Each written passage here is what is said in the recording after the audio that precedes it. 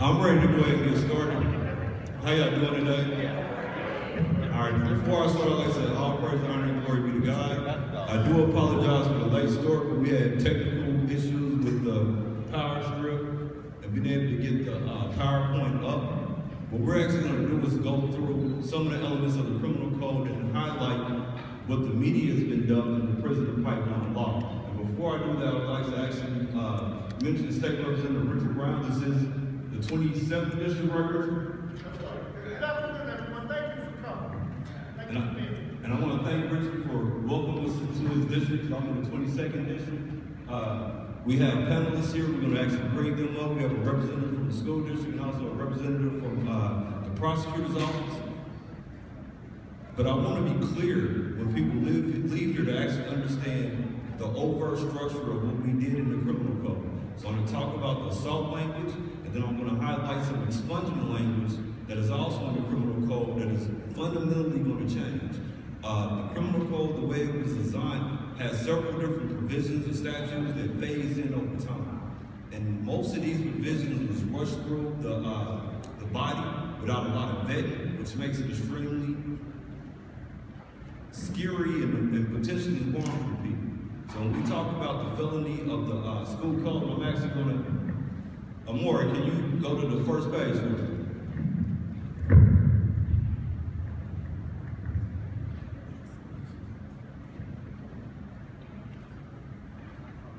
Okay, somebody grab one of the sign-in sheets. Can we get that paper returned back to Ms. Teresa? All you have to do is look on the back of your page, see if you have phone numbers and addresses on there that you shouldn't have, and Ms. Teresa will come by and grab those paperwork from you. All right, simply put, the conduct of, and before I start, every slide that you see here, if y'all want a copy of this PowerPoint, all I need is your email when I email you a copy of the PowerPoint. So if you don't have access to email, etc., let me get your address and I will mail out a copy of the PowerPoint. Simply put, the conduct on school property for which a student could be charged with a criminal offense has not changed with the passage of the revised criminal code. Whether knowingly causing physical injury may be charged as a felony no matter where the conduct occurs, but the injury must be more significant under the revised criminal code in order to raise to a felony level. Imprisonment penalties remain the same, although potential monetary fines increase. So basically, when we talk about the application on school property, okay, that hasn't changed.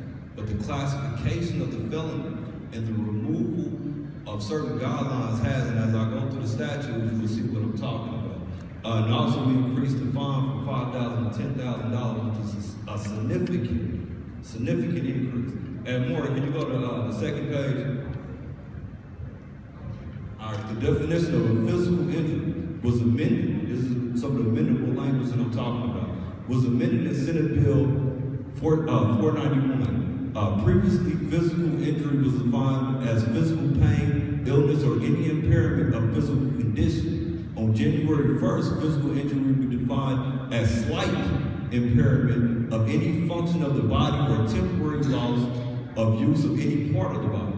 Now we're talking about interpretation, right? Because at the state, we write language.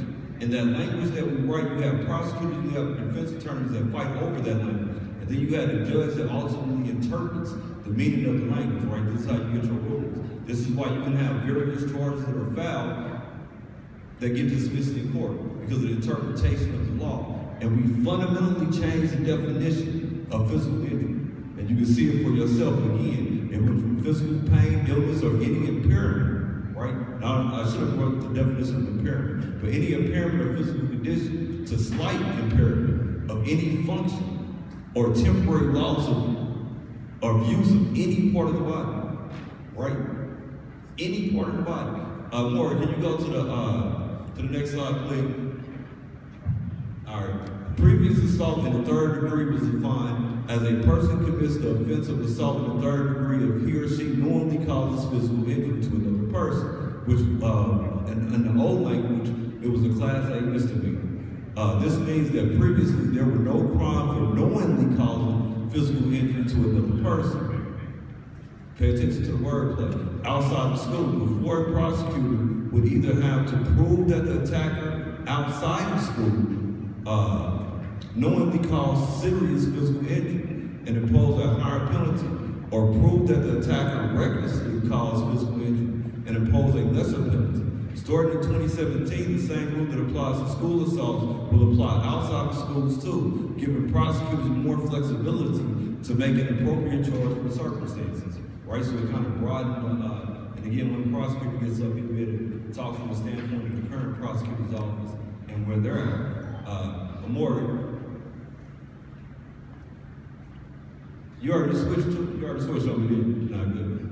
On January 1st, 2017, the previous third-degree assault, and I got a slide for this for you, will effectively become fourth-degree assault. The fourth-degree assault offense will continue to be a Class A misdemeanor. So it has the same penalty, different type. The offenses of assault while on school property will no longer exist, having been effectively repealed by Senate Bill 491. The new third-degree assault, which is in the section 565.054, which is that new Class C felony that y'all see in the papers that they was talking about. A Class C felony includes both the mental state of knowingly and the act of causing physical injury to another person from repealed assault while on school property. Offenses but removes the requirement that the assault occurs on school property. This new third-degree assault is a Class C felony with the same punishment range as a previous Class D felony, such as assault while on school property. So knowingly causing physical injury on school property previously was a Class D felony, and as of January 1st, knowingly causes physical injury anywhere will be a Class E felony. The range of punishments is the same up to 4 years. Are y'all following me so far? All right.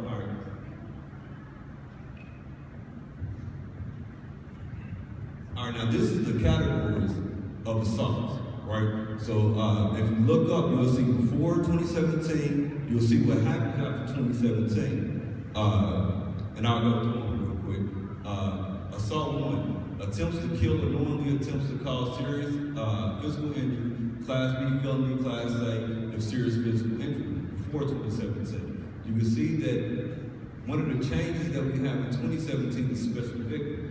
So in 2017, attempts to kill or knowingly attempts to cause serious physical injury, Class B, or Class A, special victim. Now we're talking about protected classes, right? And we have various language that we pass at the state that goes into school bullying, with protected classes, etc.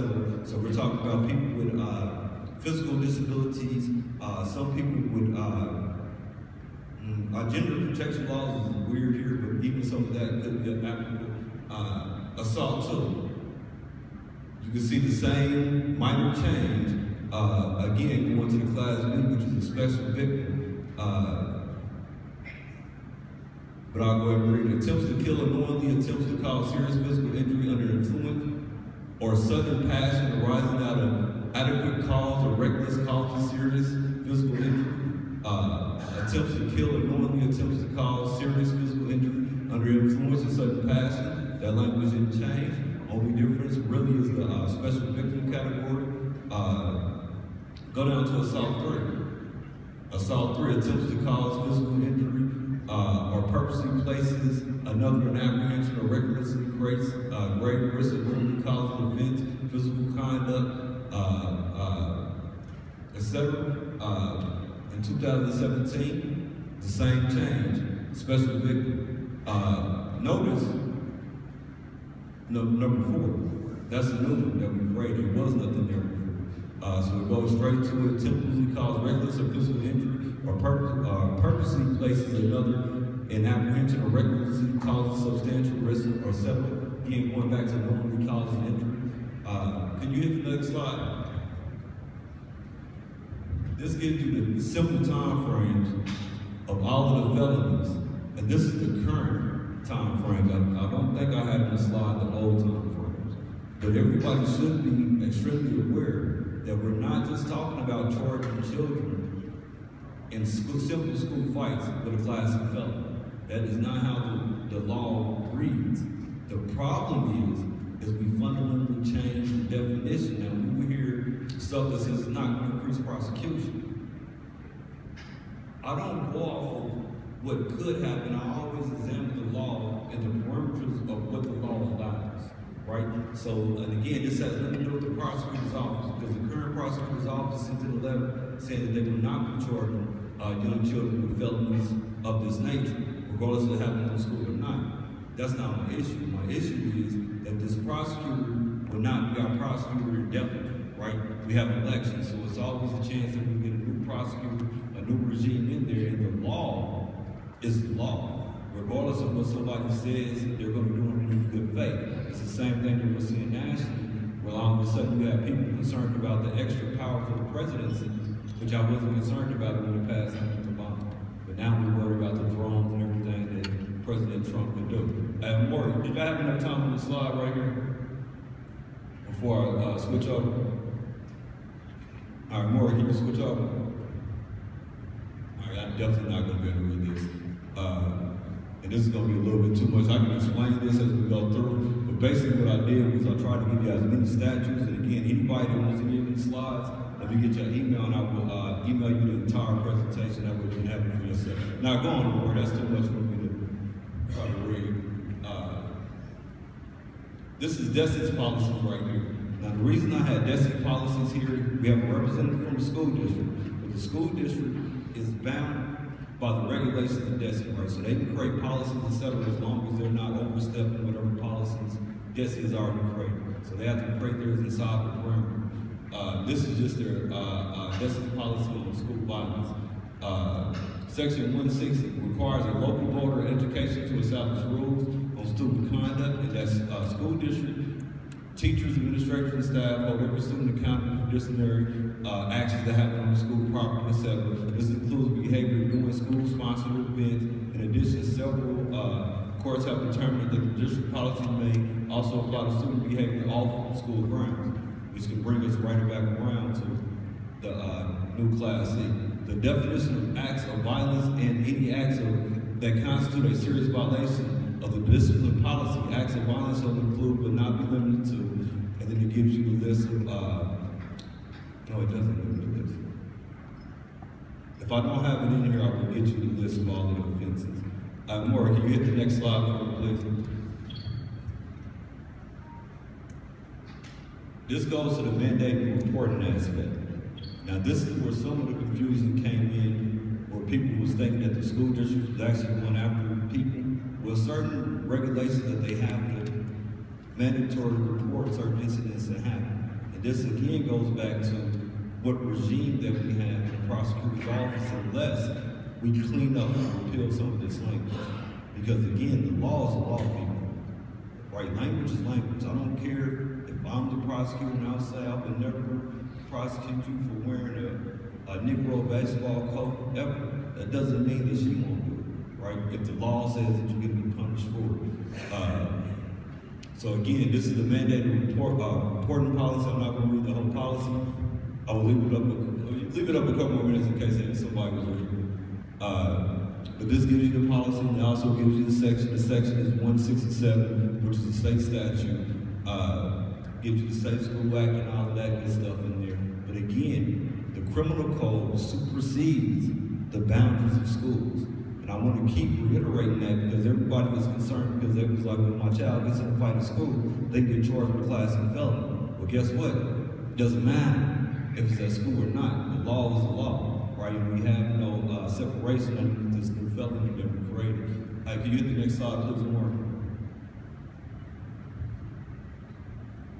All right. This is actually some of the trivial questions. We have to consider the requirements for certification of a juvenile to be transferred into a court of general jurisdiction. If a petition alleges that a child between the ages of 12 and 17 has committed an offense which could be considered a felony if committed by an adult, the court may, upon its own motion or upon motion by a juvenile officer, the child or child's custodian, order a hearing and may, in its discretion, dismiss the petition. Now, this is a petition to charge a child as a juvenile. Now, I definitely want to get your input on the separation of the Class C and actually, what's the exact word? Thank you. Yeah, sorry. Can you hit the next? A crime is a. Go back real quick, Morgan. A crime is a crime no matter what the age of the criminal being needs to be punished, right? This is trivial self-doing there. A child's mental abilities are not fully developed. He should not be punished in the same manner as an adult. Now, this is extremely vital when we talk about the lack of protections that we did in the criminal code. So I'll give you 2 examples. If you had a 55-year-old man engaged with a 14-year-old girl, everybody in here would say that 55-year-old man deserves to go to jail because that 14-year-old child doesn't have the mental capacity to think as an adult. But we didn't use that same protection when we drafted our drug laws underneath this, and we didn't use this when we classified the felonies, because that same child, if it's 14, 15, or whatever, and they're engaged in certain activities, they still don't have that mental capacity to think as an adult, right? So it should be applicable across the board when we talk about the threshold for children to be certified, to be charged, and also the overall protections that we should have been fighting for in the criminal code. And again, this is more about the criminal code than it is specifically about the schools, but I had to merge both so people can actually understand. Hey, can you hit the other slide more? I think we're coming close to the end of the slide. All right. Now go back. Because I want to get ready to open up for questions. Go back to that slide. The SpongeBob. All right, I put this in here right here because I found House Bill 613. And I'm going to talk about this as we actually get into the questions. Again, the criminal code changed the variations of statutes of assault, definitions of assault, and it also took away certain provisions of protections, right? So House Bill 613, if you pull it up, is pretty much 10 or 12 pages of me striking every line that came out of the criminal code that had anything to do with expungement. Underneath the new criminal code, if it's not specifically stated in there, you can't get it expunged. So this goes to some larceny, it goes to some petty theft, it goes to some assaults, etc. And it doesn't fade into 2018. So I'm trying to actually repeal it before it phases in. And if I repeal it, it would actually open it up for a more transparent and a better expungement process where you can actually get non-violent crimes expunged, you can get certain violent crimes expunged, and it doesn't dictate in a very small fashion what can be presented for expungement and what can't be presented. Can you go through the next one? And the little clicks here, if I had it set up the way I wanted to set it up, I can actually click on the actual statutes and the bills, etc.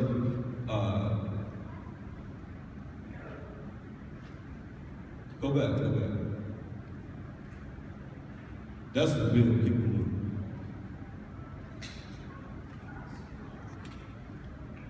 All right, can a juvenile be tried as an adult? Did I already read this? Yeah, you're going back there, wrong way.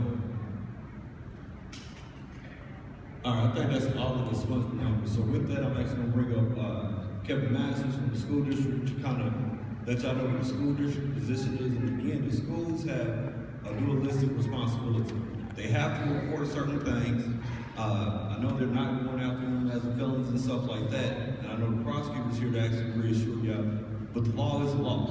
And we need to change the law, and we need to change the language of that law, because I believe underneath this new criminal code, we're not only going to see people that would have been able to get certain elements expunged off of their record, it would have been good. We're going to see more people getting hemmed up by unjust criminal code because we didn't take the time to actually examine it. Now, I did vote against it, but I'm saying we because I'm part of the body. And with that, I'll bring up Kevin. That way we get into the questions and we kind of get to talking to people.